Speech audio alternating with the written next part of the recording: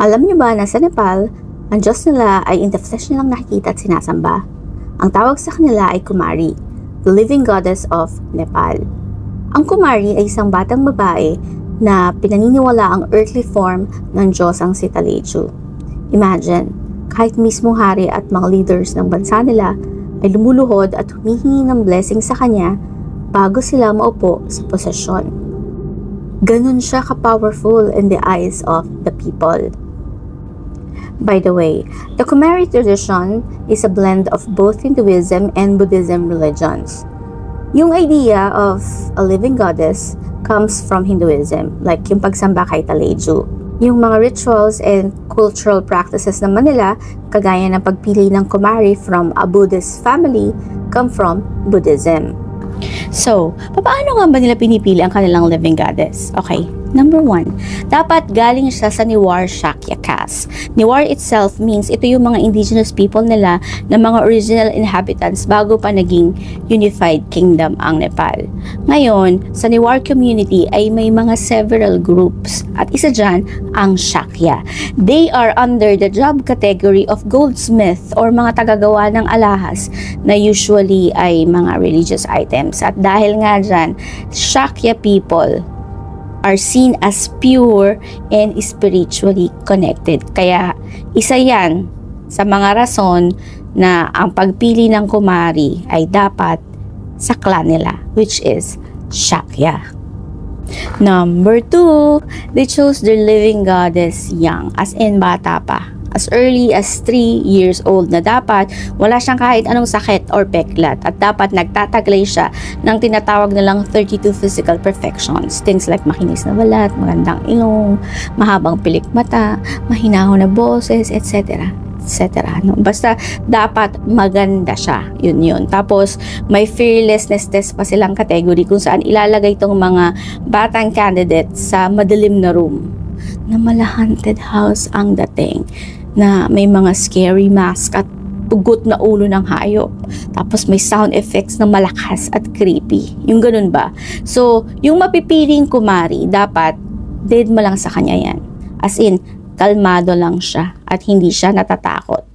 So yun, kapag na-meet niya yung lahat ng requirements, lahat ng qualifications, siya yung i-appoint ng priest nila para maging Kumari or living goddess of Nepal.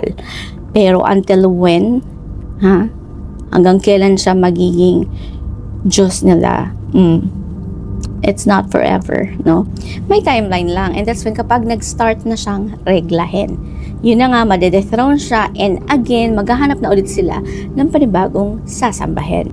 Okay, once na nakapili na sila ng Kumari, ihiwalay na siya sa parents niya at ililipat siya sa Kumari Gar na isang palasyo sa Kathmandu. Doon, ang makakasama niya ay mga caretakers at mga pare na mag-aalaga sa kanya.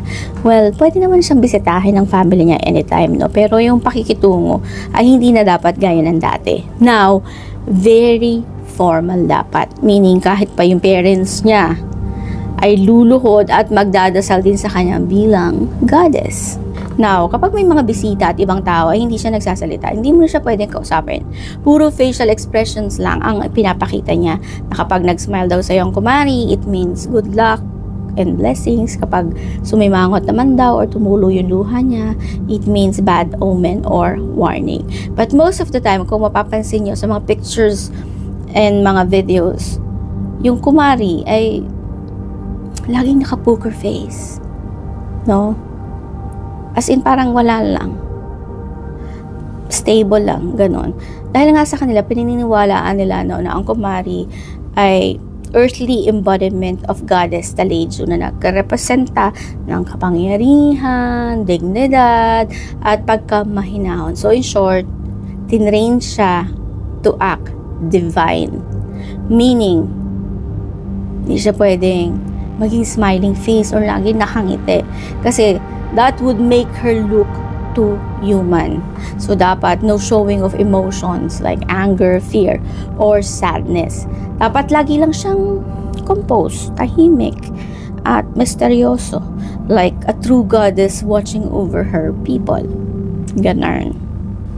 Alright, bukod sa bawal siyang kausapin, ay bawal din sa kanya ang tumapak sa sahig or sa lupa outside the palace. Kasi nga, hindi siya ordinaryong tao kundi Diyos siya. Kaya naman lagi siyang buhat.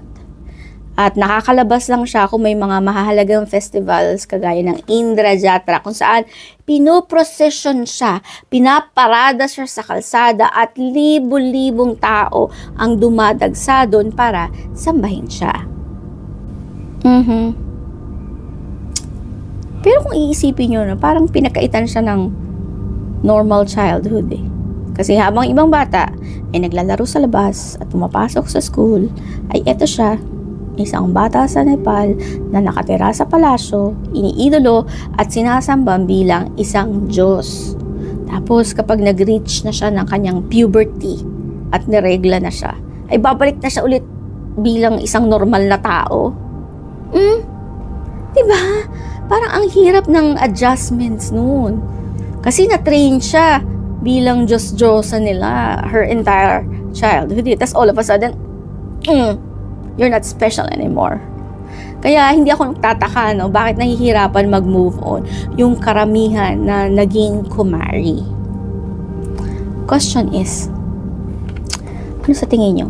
Blessings ba to or burden? Comment down below and let me know your thoughts, ha? That's all for today, mga kasyakaw. Thank you for watching. Bye.